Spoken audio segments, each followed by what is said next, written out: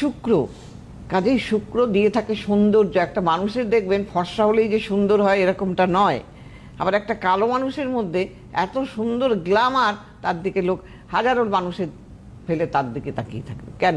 তার মধ্যে শুক্র আছে ভালো। কাজেই শুক্রটা যে কোনো ক্রিয়েটিভ লাইনে যেতে গেলে আপনার শুক্র এবং চন্দ্র দুটোই ভালো থাকতে হবে, বেশিরভাগটা শুক্র, তারপরে এসে চন্দ্র। তো এই প্রথমে বলবো বৃষ রাশি। এই বৃষ রাশি তো শুক্রের নিজেরই ঘর, ওই ঘরের অধিপতি শুক্র। তাহলে ওই শুক্র তাদের যারা চাকরি বাকরি পাচ্ছিল না এতদিন চেষ্টা করেও, তাদের কিন্তু সেই জায়গাটা রাস্তা খুলে যাবে।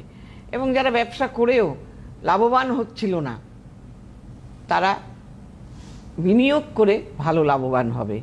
আবার যারা ভাবছিল আমি একটা বাড়ি করব, বাড়ি হচ্ছিল না, তাদের হবে। মানে এইভাবে শুক্র তাদের দিয়ে থাকবে।